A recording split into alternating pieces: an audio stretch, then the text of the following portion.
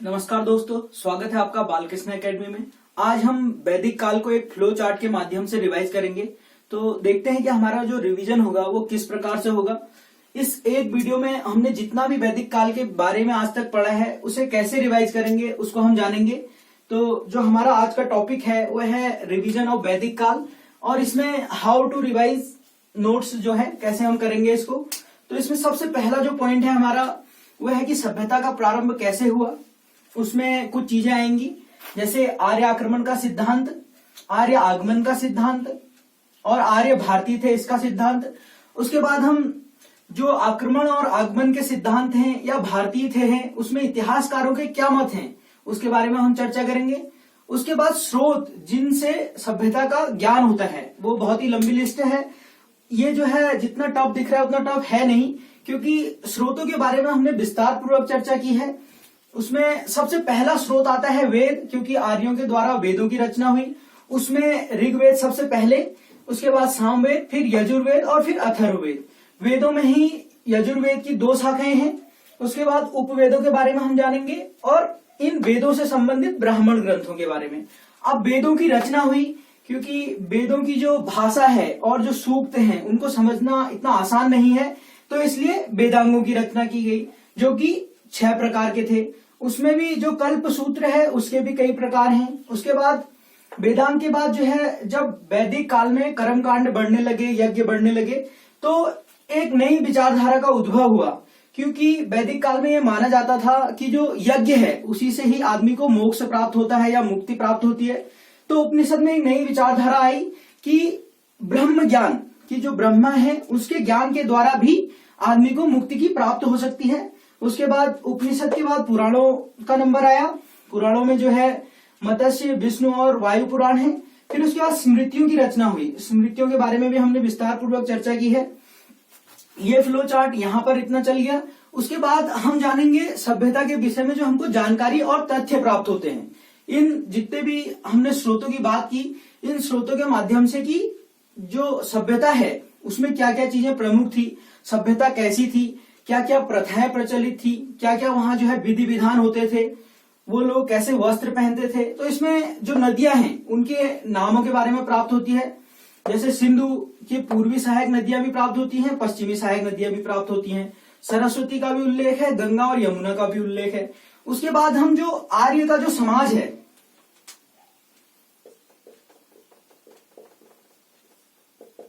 वो वर्ण व्यवस्था में आधारित था, अर्थात समाज विभाजित था भागों में।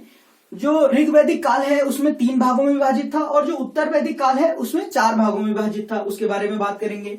उसके बाद जो आर्य हैं वो किस प्रकार के वस्त्र पहनते थे उसके बारे में बात करेंगे। फिर उसके बाद संस्कार, जो कि 16 प्रकार के प्रमुख संस्कार थे, उनके बारे में एक एक करके चर्चा करेंगे। उसके बाद जो विवाह था, जो ये विवाह संस्कार है 15वां संस्कार, इसके भी अलग अलग प्रकार थे। तो कौन कौन से प्रकारों से विवाह किए जाते थे उसके बारे में बात करेंगे। फिर उसके बाद वैदिक काल में देवताओं की पूजा होती थी, जो यज्ञ होते थे उनके माध्यम से विभिन्न देवताओं की पूजा की जाती थी। तो उसमें कौन कौन से देवता प्रमुख थे उनकी बात करेंगे। फिर उसके बाद जो यज्ञ हैं किस मतलब उनके कितने प्रकार हैं, कौन कौन से यज्ञ थे उनके बारे में बात करेंगे। फिर उसके बाद उत्तर वैदिक काल में कुछ राज्यों का उद्भव हुआ।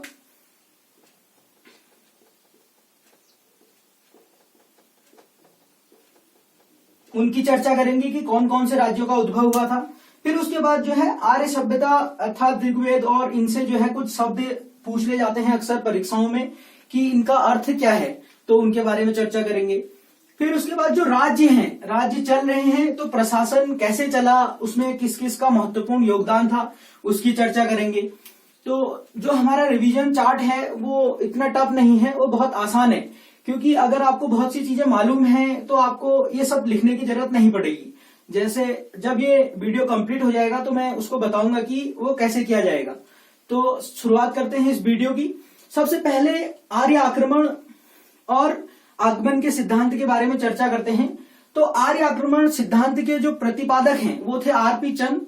उन्होंने ही सबसे पहले इस सिद्धांत का प्रतिपादन किया कि आर्यों ने पश्चिमोत्तर दिशा से प्रवेश किया और हड़प्पा सभ्यता को नष्ट कर दिया। उसके बाद मार्टिमर विलर भी इसमें जुड़ गए। उन्होंने ऋग्वेद में उल्लिखित शब्द पुरंदर, जो कि इंद्र के लिए प्रयुक्त होता था, उसके आधार पर माना कि इंद्र ने जो है हड़प्पा सभ्यता को नष्ट कर दिया। उसमें अब जो आक्रमण का सिद्धांत आया तो इसमें यह तथ्य स्पष्ट था कि आर्य बाहर से आए थे, बाहरी थे, आर्यों को बाहरी बहुत सारे लोगों ने बताया। उसमें आर्य आगमन का सिद्धांत आया कि आर्य आखिर आए कहां से थे, अगर उन्होंने युद्ध किया तो कहीं बाहर से आए होंगे। तो उसमें अनेक विद्वानों ने अनेक मत दिए। जैसे तिलक के मत के बारे में हमने चर्चा की थी, जब वो कारावास में थे मांडले की जेल में, तो उन्होंने एक पुस्तक की रचना की थी, the Arctic home of the Vedas. उसमें उन्होंने बताया कि जो वेद हैं या जो आर्य सभ्यता है, इसके जो मूल निवासी हैं आर्य, उनका जो उद्भव हुआ था वो आर्कटिक में हुआ था। आर्कटिक से होते हुए वो भारत में आए। उसके बाद हमने मैक्स मूलर की चर्चा की कि उन्होंने बताया मध्य एशिया, उनका मत सर्वमान्य माना जाता है। फिर हमने ऐसे एडवर्ड मेयर, हर्जफील्ड, ऐसे बहुत सारे विद्वानों के मतों की चर्चा की थी। उन्होंने बताया कि आर्य कहां से आए थे।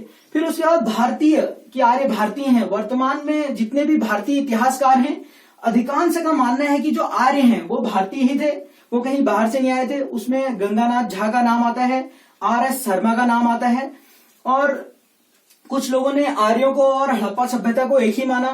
सप्त सिंधु प्रदेश, जो कि हड़प्पा सभ्यता का जो क्षेत्र है वही आर्यों का भी क्षेत्र माना। उसके बाद जो काल निर्धारण है कि वैदिक काल का निर्धारण आखिर कैसे किया जाता है, उसमें हमने तिलक के मत की चर्चा की कि तिलक ने बताया कि ज्योतिष का प्रयोग किया तिलक ने, और 6000 ईस्वी पूर्व के आसपास ऋग्वेद के काल की प्रारंभ की तिथि मानी। उसके बाद जैकोबी ने भी उन्हीं का अनुसरण किया और 4000 ईस्वी पूर्व के आसपास तिथि मानी।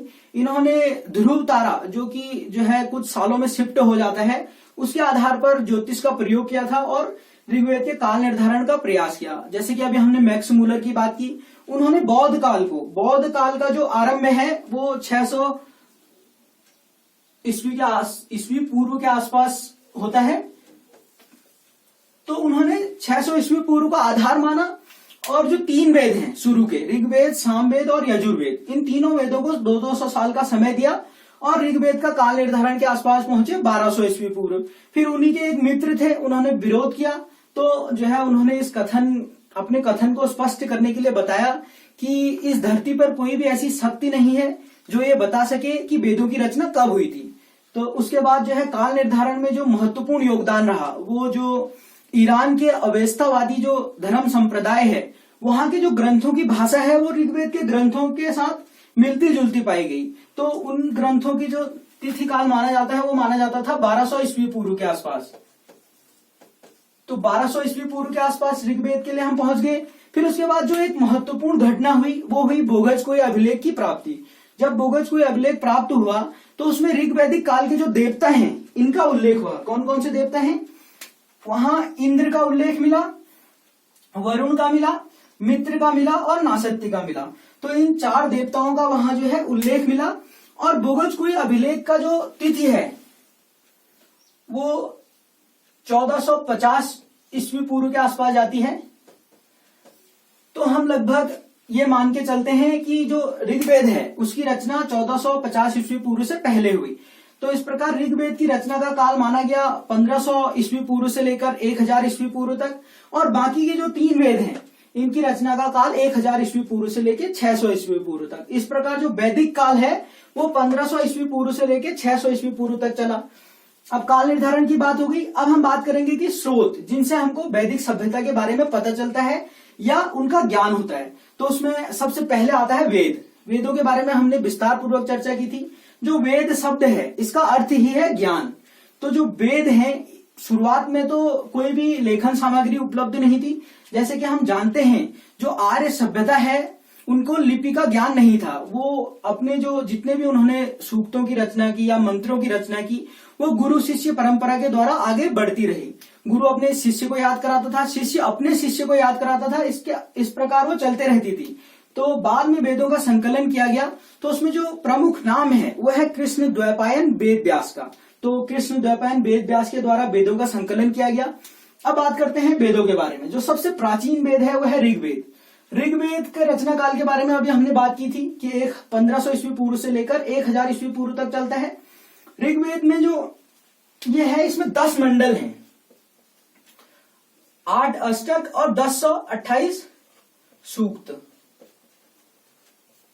और 10,600 मंत्र। तो ये परीक्षाओं में अक्सर पूछ लिया जाता है ऋग्वेद के बारे में। तो 10 मंडलों की चर्चा हमने विस्तार पूर्वक की थी कि जो ऋग्वेद के मंडल हैं इसमें 2 से लेकर 7 तक के मंडल सबसे प्राचीन हैं और इन्हें वंश मंडल भी कहा जाता है। वंश को ही कुल कहा जाता है, तो कहीं पर कुल मंडल भी लिखा मिलेगा। उसके बाद जो गायत्री मंत्र है वो 3रे मंडल में मिला। उसके बाद 7वें मंडल में 10 राज युद्ध के बारे में चर्चा है, उसके बारे में हमने विस्तार पूर्वक चर्चा की थी कि कैसे सुदास ने जो है वशिष्ठ को विश्वामित्र की जगह पर पुरोहित बना लिया। विश्वामित्र नाराज हो गए और उन्होंने 10 राजाओं के संघ को एकत्रित किया, जिस संघ में जो है 5 आर्य थे और 5 अनार्य थे। उन्होंने मिलकर सुदास के खिलाफ युद्ध की शुरुआत कर दी और युद्ध कहाँ हुआ? परुषणी नदी के किनारे पर। परुषणी नदी जो है वर्तमान में रावी नदी के नाम से जानी जाती है। और युद्ध में अंततः सुदास की विजय होती है और सुदास जो है भारत के प्रथम चक्रवर्ती सम्राट के रूप में पद धारण करते हैं। उसके बाद जो 8वां मंडल है उसकी रचना स्त्रियों के द्वारा की गई थी। स्त्रियों में घोषा, पौलमी, सची, बारूची आदि नाम है, तो उनको आप देख सकते हैं इससे पहले वाली वीडियो से। और उसके बाद जो 10वां मंडल है उसमें पुरुष सूक्त का वर्णन मिलता है। पुरुष सूक्त में ही जो है ब्रह्मांड की उत्पत्ति के बारे में बताया गया है कि ब्रह्मांड की उत्पत्ति जो है एक विराट पुरुष के द्वारा होती है, जिससे जो है 4 वर्णों का जन्म होता है। कौन कौन से वर्ण? ब्राह्मण, क्षत्रिय, शूद्र और वैश्य। तो 4 वर्णों के बारे में बताया गया है। शरीर के उनके अलग अलग भागों से 4 वर्णों का जन्म होता है। तो पुरुष सूक्त के बारे में पूछा जाए तो ऋग्वेद के 10वें मंडल में है। उसके बाद जो पहला और 10वां मंडल है वो अंत में जोड़े गए। बाकी मंडल किसने कौन से लिखे उसके बारे में हमने विस्तार पूर्वक चर्चा की है। और ऋग्वेद का जो 9वां मंडल है वो संपूर्ण सोमदेव को समर्पित है। उसमें 114 सूक्त हैं, 114 के 14 सोमदेव के लिए समर्पित हैं। उसके बाद जो सामवेद है उसकी चर्चा करते हैं। सामवेद का अर्थ है, जो साम शब्द है इसका अर्थ होता है गाना, अर्थात गाने से संबंधित जो ज्ञान है वो सामवेद कहलाया। और सामवेद जो भारतीय संगीत है इसमें इसका बहुत ही महत्वपूर्ण योगदान रहा है। सामवेद भारत के संगीत में सबसे प्राचीन कृति मानी जा सकती है। और सामवेद की कई शाखाएं हैं, कितुई, जैमिनी, रणायनी टाइप की शाखाएं हैं इसकी, तो उसके बारे में भी हमने चर्चा की थी। उसके बाद यजुर्वेद। यजुर शब्द का जो अर्थ है वो होता है यज्ञ। तो यजुर्वेद संपूर्ण यज्ञ पर आधारित है। यज्ञ से संबंधित जितने भी विधि विधान है वो यजुर्वेद से संबंधित हैं। तो यजुर्वेद को 2 भागों में बांटा गया, कृष्ण यजुर्वेद और शुक्ल यजुर्वेद। कृष्ण यजुर्वेद की कुछ शाखाएं हैं, इसमें मैत्रायणी, तैत्रीय, काठक, कपिठल हैं। और शुक्ल यजुर्वेद की कुछ शाखाएं हैं जिन्हें वात्स्नेय के नाम से जाना जाता है। उसके बाद अथर्ववेद की बात करते हैं। अथर्ववेद जो है सबसे अंत में रचा गया और इस वेद में जो है जादू, टोना, टोटका, शिल्प वगैरह सारा कुछ क्या है अथर्ववेद में है। अब जो 4 वेद हैं, चारों से संबंधित एक एक उपवेद भी हैं। जैसे ऋग्वेद से संबंधित है आयुर्वेद। आयुर्वेद संपूर्ण जो है चिकित्सा शास्त्र पर संबंधित है। चिकित्सा के बारे में जो जानकारी मिलती है वो आयुर्वेद से मिलती है। तो ऋग्वेद में सबसे पहले आयुर्वेद की कुछ औषधियों का वर्णन किया गया है। इसी कारण जो है आयुर्वेद को ऋग्वेद का उपवेद माना जाता है। बहुत सारे आयुर्वेदाचार्य हुए, जैसे सुश्रुत, उन्होंने क्या कहा कि आयुर्वेद अथर्ववेद का उपवेद है। तो ये चीज कहीं पर अगर पूछ ली जाए, क्योंकि जो बड़े एग्जाम होते हैं उनमें हमेशा ऐसी चीजें पूछी जाती हैं कि किसने क्या कहा, तो उसके लिए जो है आयुर्वेद किसने कहा? सुश्रुत ने कहा। और चरक ने भी जो है आयुर्वेद को जो है अथर्ववेद का उपवेद माना है। वो सब जो है अपने ज्ञान का जो उद्भव हुआ उसके लिए अथर्ववेद को जो है अपना श्रेय देते हैं। उसके बाद सामवेद का गंधर्ववेद, मतलब गाने से संबंधित है, तो गंधर्ववेद भी जो है गीत और नृत्य से संबंधित हो गया। यजुर्वेद से संबंधित है धनुर्वेद। धनुर्विद्या के बारे में जितनी भी जानकारी मिलती है वो धनुर्वेद में मिलती है। अथर्ववेद शिल्पवेद, अर्थात निर्माण संबंधी जितनी भी क्रियाकलाप हैं उसके बारे में हमको मिलता है शिल्पवेद में। अब जो वेद हैं उनसे संबंधित कुछ ब्राह्मण ग्रंथ भी हैं। ब्राह्मण ग्रंथों की रचना वेदों को समझने के लिए की गई। जितने भी वेद हैं, वेदों का जो व्याख्यात्मक रूप है वो है ब्राह्मण ग्रंथ। तो ऋग्वेद से संबंधित 2 ब्राह्मण ग्रंथ हैं, ऐत्रेय और कौस्तकी। ऐत्रेय ब्राह्मण जो है इसकी रचना ऐत्रेय महिदास ने की थी। इसके बारे में हमने बात की थी कि इसमें जो है हर जो मंडल है 8 मंडल है इसमें, और हर एक में 5 अध्याय हैं। 5 अध्याय होने के कारण इसे पंचिका भी कहा जाता है। कुल अध्यायों की संख्या हो गई 40। तो ऐत्रेय ब्राह्मण में बहुत सारी चीजें मिलती हैं। फिर उसके बाद कौस्तकी हो गया, गंधर्व, फिर उसके बाद सामवेद से संबंधित हो गए पंचविश, जैमिनी और छांदोग्य। उसके बाद यजुर्वेद से संबंधित हो गए तैत्रीय और शतपथ। शतपथ ब्राह्मण के बारे में हमने बहुत चर्चा की है कि इसमें यज्ञों के बारे में जानकारी मिलती है। राजसूय और वाजपेयी यज्ञ के बारे में हमने विशेष रूप से चर्चा की थी। तो शतपथ ब्राह्मण किससे संबंधित है? यजुर्वेद से। और यजुर्वेद का जो मतलब है, इसका जो सबसे बड़ा प्रयोग है वह है यज्ञ से संबंधित। तो शतपथ ब्राह्मण से ही यज्ञों के बारे में जानकारी मिलती है। उसके बाद अथर्ववेद से संबंधित है गोपद ब्राह्मण। अब जो ये गोपद ब्राह्मण है ये सबसे नया ब्राह्मण है, इसकी रचना सबसे अंत में हुई और सबसे पहले जो रचना हुई वो ही पंचविंश ब्राह्मण की। उसके बाद जो वेद हैं इनको समझने के लिए कुछ जो है वेदांगों की रचना की गई। तो ये वेदांग है शिक्षा, कल्प, व्याकरण, निरुक्त, छंद और ज्योतिष। इनकी संख्या है 6। शिक्षा जो है वैदिक जो वाक्य होते थे, जितने भी जो वाक्य हैं वेदों में, उनको समझने के लिए शिक्षा का निर्माण किया गया। कल्प सूत्र, जितने भी विधि विधान हैं उनको समझने के लिए कल्प सूत्र का निर्माण किया गया।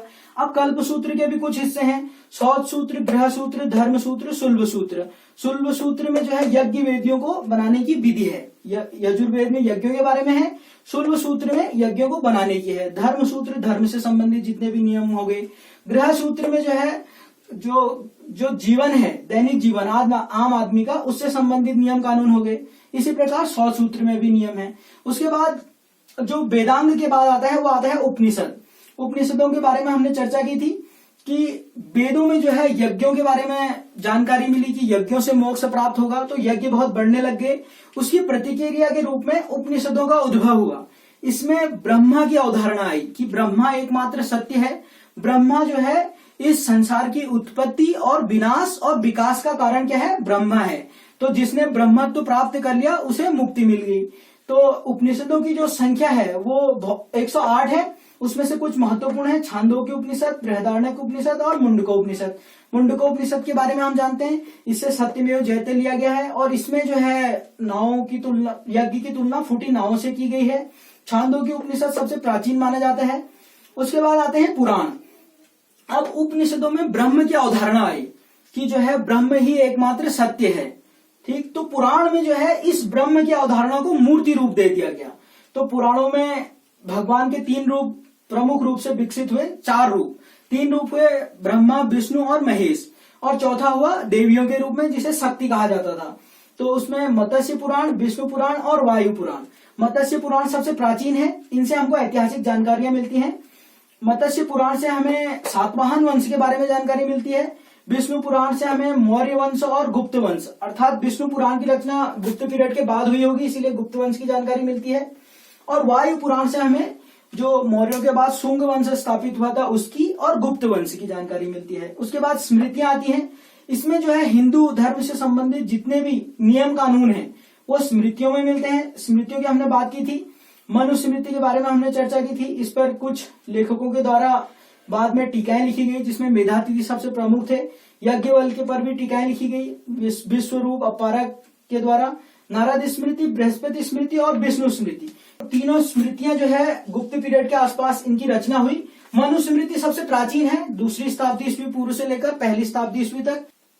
वैदिक काल से विभिन्न नदियों के बारे में जानकारी मिलती है। नदियों का उद्गम मुख्यतः हिमालय से होता था, तो हिमालय के लिए हिमवत शब्द का प्रयोग किया गया है। तो जो सबसे महत्वपूर्ण नदी थी वैदिक सभ्यता की वो थी सिंधु नदी, और सबसे पवित्र नदी थी सरस्वती नदी। तो इसमें कंफ्यूज नहीं होना है, सबसे महत्वपूर्ण नदी थी सिंधु नदी और सबसे पवित्र नदी थी सरस्वती नदी। जो आज की हमारी सबसे महत्वपूर्ण नदियां हैं गंगा और यमुना, तो इनका उल्लेख वैदिक सभ्यता में बहुत कम हुआ है, क्योंकि आर्यों का प्रसार गंगा यमुना के क्षेत्र में बहुत अंत में हुआ, उत्तर वैदिक काल के टाइम पर हुआ।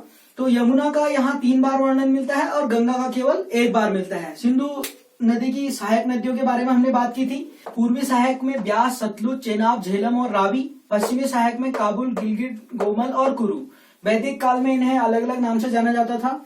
ब्यास को बिपाशा, सतलुज को सतुद्री, चेनाब को अस्कनी, झेलम को बितस्ता, रावी को परुषणी, रावी के बारे में अभी हमने पहले भी चर्चा की। काबुल को कुंभा नदी, गिलगिट को त्रिष्टमा, गोमल को गोमती और कुरु को कुर्मु नदी के नाम से जाना जाता था। उसके बाद हमें आर्य सभ्यता में जो वर्ण व्यवस्था थी उसके बारे में बात करते हैं। समाज जो है विभिन्न भागों में विभाजित था।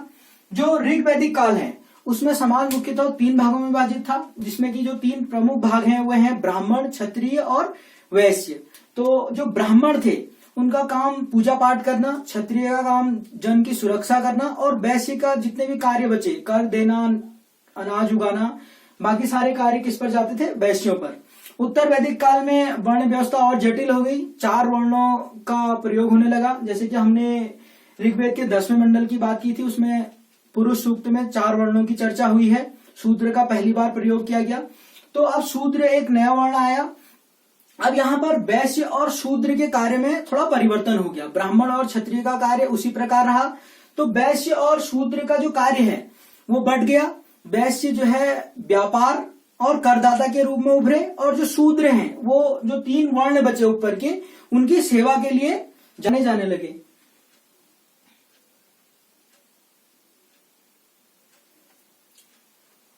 अब हम आर्यों के वस्त्रों की बात करते हैं। 3 प्रकार के वस्त्रों की चर्चा मिलती है, नीवी, वास और अधिवास। तो नीवी जो वस्त्र है यह अंदरूनी वस्त्र था, वास जो है वो पहना जाता था, और अधिवास ऊपर से ओढ़कर धारण किया जाता था। फिर हमने 16 संस्कारों की बात की थी, जिसमें कि गर्भाधान सबसे पहला संस्कार था। विवाह के तुरंत बाद ये होता था। विवाह के उपरांत जो है एक अच्छी संतान की प्राप्ति के लिए गर्भाधान संस्कार किया जाता था, और पुंसवन संस्कार होता था। गर्भ धारण करने के 3रे माह में ये होता था। उसके बाद सीमांतोनयन संस्कार होता था, कि जब बच्चे का जन्म होने वाला है उससे पहले माता और बच्चे की जो है स्वास्थ्य की मंगल कामना के लिए यह संस्कार किया जाता था। उसके बाद बच्चे के जन्म के तत्काल बाद जो है जात कर्म संस्कार होता था। तो नामकरण संस्कार आएगा, इसमें बच्चे का नामकरण होगा। नामकरण संस्कार के बारे में विष्णु पुराण में भी जानकारी मिलती है। अभी हमने पुराण की बात की थी कि जो ब्राह्मण है वो अपने नाम के पीछे शर्मा, क्षत्रिय जो है वर्मा और वैश्य गुप्त लिखते हैं। तो इसमें केवल 3 वर्णों के बारे में चर्चा है। उसके बाद अगला संस्कार आएगा निष्कर्मण संस्कार। जब बच्चे का जन्म हो गया, नामकरण हो गया, तो उसके बाद उसके जो है पृथ्वी पर निर्बाध जीवन के लिए देवताओं की पूजा की जाती थी। उसमें सूर्य की पूजा प्रमुखतः की जाती थी। उसके बाद अन्नप्राशन संस्कार, 6 माह की अवस्था में पहली बार बच्चे को अन्न खिलाया जाता था। उसके बाद चूड़ाकरण संस्कार, इसमें पहली बार जो बच्चा है उसके बाल उतारे जाते थे। चूड़ाकरण या इसे चौलकर्मी भी कहते हैं। फिर उसके बाद कर्णवेद संस्कार, इसमें जो है मुख्यतः बच्चे के कान छेदे जाते थे। 5 वर्ष की अवस्था इसके लिए प्रमुख मानी जाती है। कर्णवेद के बारे में सुश्रुत भी लिखते हैं कि कर्णवेद से जो शरीर के अंदर जो अंगों की वृद्धि होती है वो जो है ठीक हो जाती है। उसके बाद विद्यारंभ, इसमें बच्चे को जो घरेलू विद्या है वो सिखाई जाती थी, अक्षरों का बोध कराया जाता था। उसके बाद उपनयन संस्कार। उपनयन संस्कार का अर्थ जो है कि जो बच्चा है उसे गुरु के समीप ले जाना, अर्थात आश्रम ले जाना। उस टाइम पर आश्रम परंपरा चलती थी। तो उपनयन संस्कार केवल 3 वर्णों का किया जाता था वैदिक काल में। ज्यादातर जो है यही साक्ष्य प्राप्त हुए हैं। उसमें ब्राह्मण, क्षत्रिय और वैश्य का नाम है। उपनयन संस्कार विरोध का प्रमुख साधन रहा। समाज में जो जाति प्रथा है तो इसका सबसे ज्यादा विरोध होता है। जब हम आधुनिक काल पढ़ेंगे तो कैसे उपनयन संस्कार का विरोध हुआ उसके बारे में हम चर्चा करेंगे। उसमें जो दक्षिण भारत का लिंगायत संप्रदाय है वो भी आता है। उसके बाद जब आश्रम चले गए तो वहां वेदों का ज्ञान लिया जाता था, इसे वेदारंभ संस्कार कहा गया। उसके बाद वेदारंभ के बाद केशांत संस्कार होगा। 16 वर्ष की आयु में जो बालक है वो दाढ़ी मूछ बनाता था और गुरु को एक गाय दक्षिणा के रूप में देता था, इसीलिए केशांत संस्कार को गोदान संस्कार भी कहा जाता है।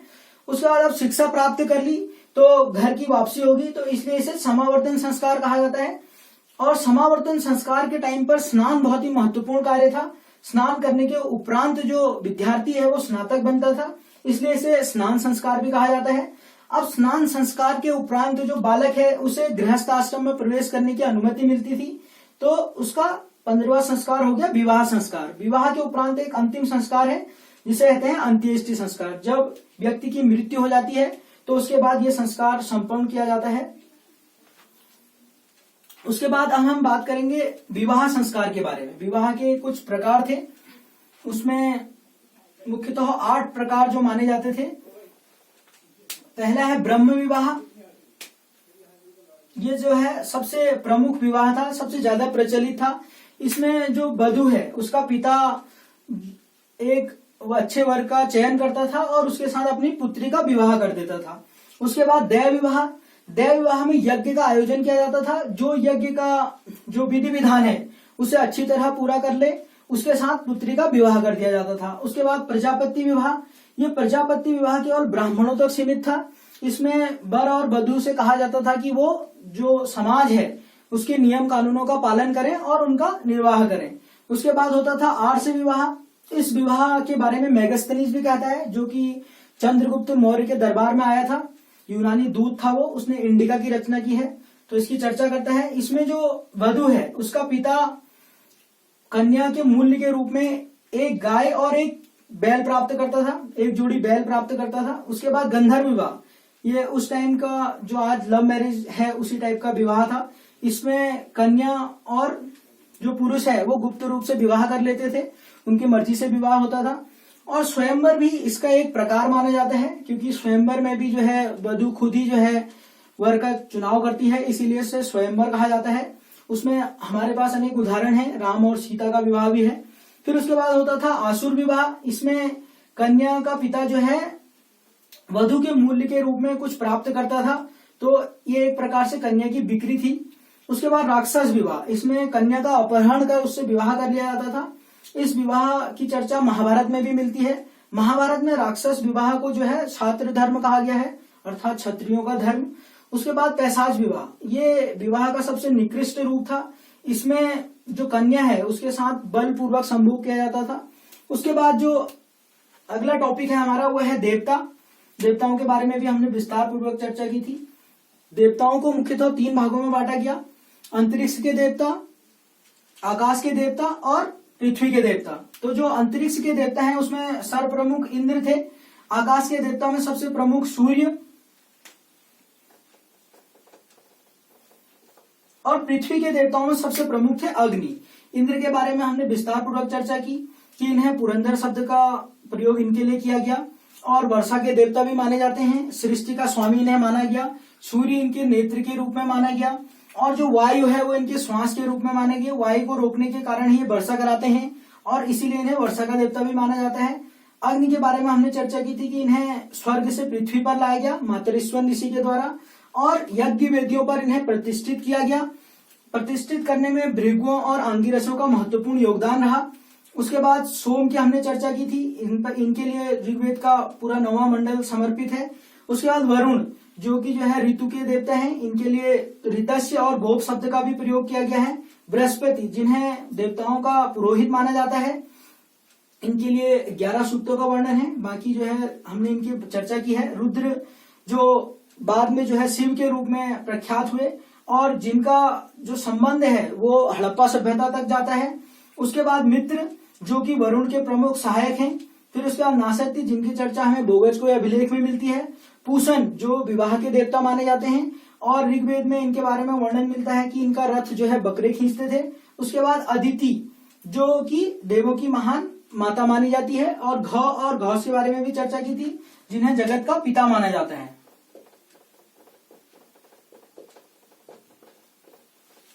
उसके बाद जो अगला टॉपिक है हमारा वो है यज्ञ। यज्ञों के बारे में हमने चर्चा की थी कि वैदिक काल में यज्ञ प्रमुख थे। उसमें राजसूय यज्ञ जिसकी चर्चा हमें शतपथ ब्राह्मण में मिलती है। शतपथ ब्राह्मण किससे संबंधित है? यजुर्वेद से। तो राजसूय यज्ञ की चर्चा मिलती है। इसमें बताया गया है कि राजसूय यज्ञ करने से ही व्यक्ति जो है राजा बनता है। उसके बाद वाजपेयी यज्ञ, साम्राज्य की कल्पना हुई। वाजपेयी यज्ञ करने से जो है व्यक्ति सम्राट बनेगा। उसके बाद अश्वमेध यज्ञ, साम्राज्य बना तो साम्राज्य विस्तार की जो नीति है वो अश्वमेध यज्ञ से होगी। घोड़े के मुकुट पर जो है एक चेतावनी लिख दी जाएगी और उसे छोड़ दिया जाएगा। जहां भी वो विचरित करेगा वो क्षेत्र अश्वमेध यज्ञ करने वाले राजा का हो जाएगा। तुला पुरुष दान यज्ञ, जिसमें पुरुष को तुला पर रखकर उसके भार के अनुरूप जो है वस्तु दान की जाती थी। दर्श यज्ञ जो कि अमावस्या के दिन होते थे। पौर्णमास यज्ञ जो कि पूर्णिमा के दिन होते थे। शुलगव यज्ञ जो रुद्र देवता को प्रसन्न करने के लिए किया जाता था और बैल की बलि दी जाती थी। उसके बाद जो अगला टॉपिक है वो है उत्तर वैदिक काल के जो राज्य हैं उनके बारे में हमने चर्चा की थी। तो राज्यों में गांधार, मत्स्य, कैकेय, कुशीनगर, मद्र, कुरु, पांचाल, कौशल, काशी, विदेह। विदेह के बारे में हमने बात की थी कि जनक इससे संबंधित है। कुरु वंश के बारे में हमने चर्चा की, इससे महाभारत युद्ध संबंधित था। कौशल के बारे में चर्चा की थी कि जो श्री राम है उनसे संबंधित राज्य है। और उसके बाद जो अगला हमारा टॉपिक है वो है वैदिक काल से संबंधित शब्द और अर्थ, जो कि अक्सर परीक्षाओं में पूछ लिए जाते हैं। उसमें उर्वरा जुता हुआ खेत के लिए प्रयोग होता है, लांगल हल के लिए, वृक्क बैल के लिए, करिस खाद के लिए, सीता हल की रेखा के लिए, किवास हलवाह के लिए, अवध कुएं के लिए, उर्दर अनाज नापने के पात्र के लिए, प्रजन्य बादल के लिए भी और देवता के लिए भी, यव जौ के लिए, ब्रीही चावल के लिए, ब्रीही का प्रयोग चावल की खीर के लिए भी किया गया है, श्रमण जो है ब्राह्मण विरोधी अध्यापक के लिए, हिरण्य सोने के लिए, अयस जो है तांबे के लिए, कृष्ण अयस लोहे के लिए, त्रसु रांगे के लिए, और वायु जो है जुलाहा के लिए प्रयोग में लाया जाता था। बाकी हमने कुछ और शब्दों की भी चर्चा की थी। अब जो हमारा फ्लो चार्ट है, अगर आपको चीजें याद हैं तो फ्लो चार्ट बहुत आसान हो जाएगा। अब हमें इतने नाम नहीं लिखने। हमारा एक टॉपिक रह गया है प्रशासन, तो प्रशासन की चर्चा कर लेते हैं। राज्य स्थापित हुए तो प्रशासन चलेगा। सबसे जो बड़ा पद है वह है राजा का चुनाव किया जाता था सभा और समिति के माध्यम से। तो सभा और समिति जो है राजा पर अंकुश भी लगाती थी। उसके बाद जो पुरोहित है वो राजा का मित्र होता था, राजा को परामर्श देने का कार्य करता था। उसके बाद सेनापति राजा की युद्ध में सहायता करता था। अब जो इकाइयां हैं, प्रशासनिक इकाइयां, उसमें सबसे छोटी हुई कुलप, जो परिवार से संबंधित है। परिवार का जो प्रमुख है वो कुलप कहलाएगा, और यह हमेशा जो परिवार का जो बड़ा पुरुष है वो होता था। उसके बाद जब परिवार मिलेंगे तो ग्राम की स्थापना होगी, उसका अधिकारी ग्रामीण। उसके बाद कुछ गांव को मिलाकर विष बनेगा, इसका अधिकारी विषपति। फिर उसके बाद राजा। तो इस प्रकार से ये है। अब प्रशासन चलाने के लिए एक कर था बलि, जो राजा के स्वयं के जन हैं वो स्वेच्छा से देते थे, और जिन पर विजय प्राप्त की जाती थी वो उसे अनिवार्य रूप से देते थे। तो प्रशासन की बात भी हमने कर ली। विदथ जो है एक संस्था थी, जो सबसे प्राचीन संस्था है वैदिक काल की।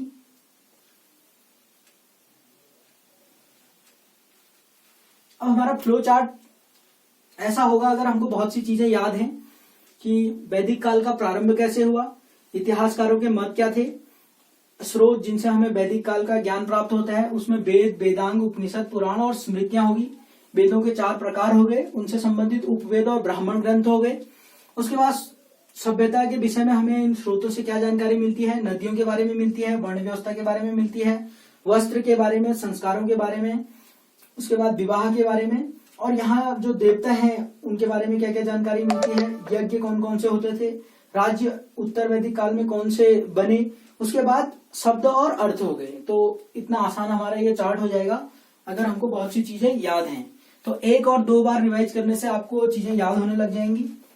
तो आज के लिए इतना ही। धन्यवाद।